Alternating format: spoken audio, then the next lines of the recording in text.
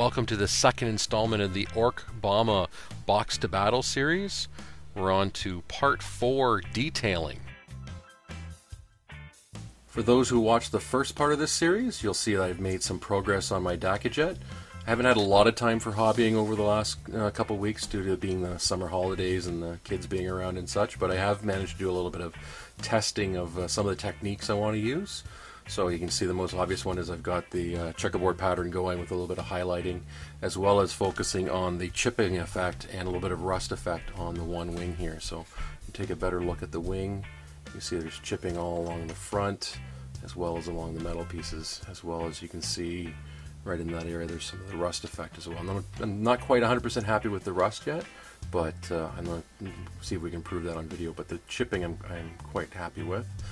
And again, you've got the checkerboard pattern with a little bit of shading in there as well. So this portion of the hobby video is going to focus on the techniques I use. So I'll sort of take you through step by step the techniques I used. Anyone who has comments or suggestions or way to improve it, by all means feel free to comment below, and then we'll take it from there.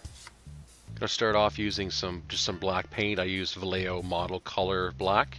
Any black will do. And I like the Vallejo stuff because I like the squeeze bottles because you get better control on how much you're using. So just a couple drops there, and then I thin that down with just a couple drops of water as well. Now I used, instead of getting any kind of special water, I just use water from my dehumidifier, which so all the purities or imperfections are removed. So it's a cheap way of getting good water for your painting. So just thin that down, and again 1-to-1 ratio, so you want it fairly watery. And then what we do is we take, and again we may not be able to do this for much longer because with fine cast having the with fine cast removing the need for it, but the secret is to get a spongy material. And as you can see here, what I've used is the old foam that was included in the old metal miniatures from Citadel. So what you do is you just rip off a little corner or a little piece. I've already done it there, and I'll show you here. Just rip off some small pieces. Ideally what you want to do is you want to rip them in such a way where they're uneven and sort of different odd shapes, because you don't want to get that straight edge if you can help it. And you'll see I'll break it up a little bit more here as well. And I find dealing with this by hand a little bit awkward, so I'll use just a pair of tweezers. And what you do is you dab it into the paint, and then you try to get as much of the excess off. Much like if you're dry brushing, you want to get as much of the excess paint off there. And then what you do is you just pick up the piece and grab the right one there. Let it right. Do that again. Just get as much of it off. Just dab it on to the different areas where you want the rust there, not the rusting, but the chipping effect to come through.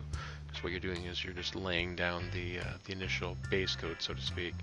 And I moved them around to get different angles. The first tutorial I actually watched on this, they didn't recommend you thin the paint, but I found it got too goopy and it clogged up the sponge too quickly. I found that a big frustration, so I was going through 3 or 4 or 5 pieces at one time. So I found thinning it, you don't get as a distinct cover, but I find when you go back over with the metal, it's not as bad. So just go over all the areas where you think there's going to be get the damage. I've gone back and looked at this video afterwards and realized I went probably a little more overboard than I would normally, but you really get the idea. So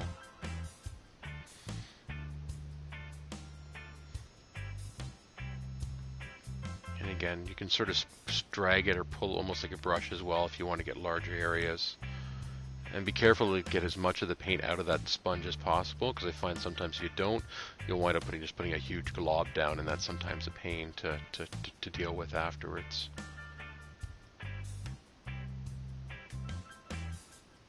And again, just twisting the angle of the sponge gives you a different effect and different pieces. I actually stuck with one piece mostly through this. I would have, doing it again, I'd probably choose a few different pieces just to get some different shapes. So once you're happy with what you've gotten, we're going to get ready to move on to the next step.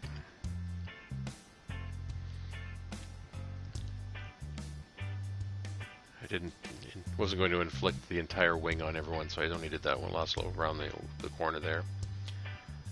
So next up, you need some silver. Now I used the Vallejo Model Air, but you could use bolt gunmetal. I use their gun paint, and I use the Model Air paint because I find that the pigments in the paint are much finer, and I find they're so much nicer to paint with, even more so than any of the other metallics I've used. And I've tried a number of them, and again, same, thinning it down. I only thinned it to a 2-to-1 ratio this time because this is model airbrush paint, so it is designed to be really, really thin. So what I've got here is a really fine brush, and what you're doing is you're just basically going over the majority of the sponge marks, but just leaving a little bit of the black outline to sort of give that shadow effect. And you can do the base coat with a brown. So if you're looking for more of a rusty effect, you could use the brown as well, which would give more of a, I guess, more of a dirtier look. But as you'll see later on, I go over it with the wash, and that really brings it out. Having a fine brush really allows you to get to the detail of the sponge. I've seen other tutorials where people have done this with a much bigger, almost like a bigger sponge, and you're just not getting that same level of detail. I like the little, really fine little nicks and details on there. It takes a little bit longer, but I find the results are good. And again, if you thin the paint down enough, it will make sure that on the fine brushes it doesn't dry out too quickly, so you're not having to go back and refill over and over again. And again, this is a bit, I've sort of done a bit of it and come back to it because the video was going to wind up being about 15-16 minutes of just watching me do this. I figured I'd save everyone for that. So you can see the details go in fairly easily. It's a bit of practice as well too. Like all this stuff is, the more you do it, the better you get at it.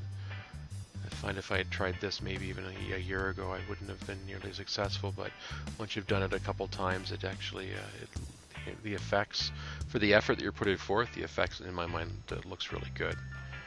The one thing I found a bit of a challenge is doing it on the checkerboard pattern, because the sponge marks weren't always as clear, and the lightness of the metallic paint sort of got lost in the white as well. So make sure you do the edges as well. I find just using the side of the brush for the edges a lot easier. I think near the end here I was a little more, I was being a little more liberal with the paint than I really probably should have been. I wasn't getting to the same sort of fine detail as the sponge was. I discovered painting with the camera in between you is a little bit of a challenge at times.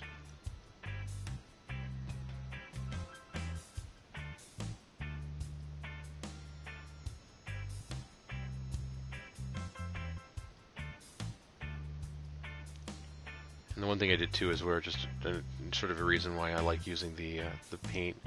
I actually went back and painted some of the details here, and I find the coverage with the Vallejo stuff, the metallics, even thinned, it just goes on so nice and smooth.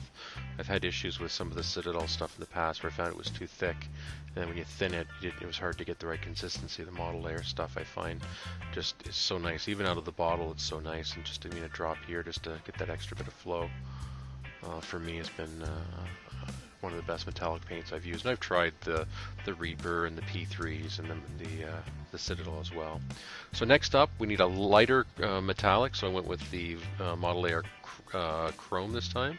You can use Mithril Silver as well. So whatever you have handy. And again, this time I actually didn't thin it at all because I wanted a little bit more control. If you're using any of the Citadel paint, I think you probably should still thin it a little bit. And basically what you're doing, this is going to be your highlight layer. So any of the bigger chips where you have a larger area, just go in and highlight it again, so it just makes it look a little bit, it just really makes those few areas pop. And you can see here I didn't do it in every one, I just did it in some of the bigger areas. And we'll go through. Just sort of picking out where you want it to be. It's okay to have it a little bit brighter because the next step is to use a wash, which will really reduce the colors down. Blend them together a little bit as well with the wash. And again, you want to make sure you take your time and try to get over it because you don't want to overdo all the work you did with the gun or the first darker metallic or the bolt gun metal.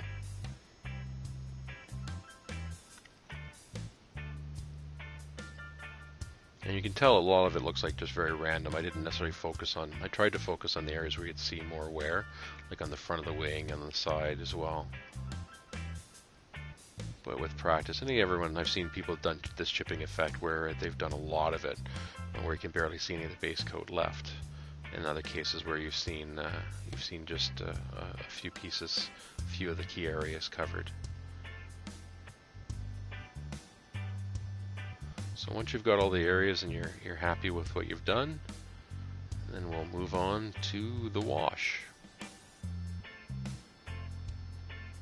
And just use some Citadel Delvin mud. I haven't tried the new brown wash or the equivalent in the new line of washes. I've tried the white like, although it gives a bit of a shiny effect. I haven't tried the brown one yet because I still have some Devlin mud left. So in here you just basically wash the thing. I use a wider brush for this and just try to fill in some of the cracks and crevices first, and then just pretty much give the thing an even coat. Just slather the stuff on. I think Delvin mud's often referred to as talent in a bottle, so it makes everything look better. As you can see, the dark will reduce the brightness of the chrome or the higher level silver, which will make it look a little bit better as well.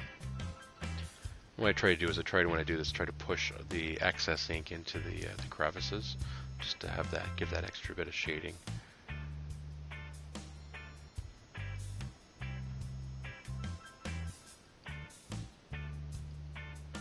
Now my original plan for this video was to cover these details as well as some of the rust effect and as well as the checkerboard, but by the time I got to this point, I realized we were at almost 11 minutes, and I didn't want to make a half-hour tutorial video. So the next video will look at the checkerboard and some of the rust effect. I'm still fairly new to the rust effects, but I'll show you what I've done and how I did it, just to see if we can give insight to anyone else, and if anyone wants to share some comments or a way to do it a little bit better, I'm more than happy to give them a try. And there we go. Just let it dry and it's ready to go. So thanks for watching. This has been part 2 of the Box to Battle series. Let me know what you think by throwing a comment below. This is the first real painting tutorial type video I've done, so any suggestions, comments, criticisms would be appreciated. Is there value in it? Am I talking too much or not enough, etc.? So appreciate the comments, and I'm looking. I've set up my painting area a little bit differently, so doing these will be a lot easier to do. So I'm looking to get another one done in the next, aiming for about 1 a week with this, and I've also got the tactics portion just about all done as well. So I've got some animations and some neat things to look at there. So please subscribe if you want to see more. Like the video if you like it. Comment, and stay tuned for the next one. Thanks, everyone.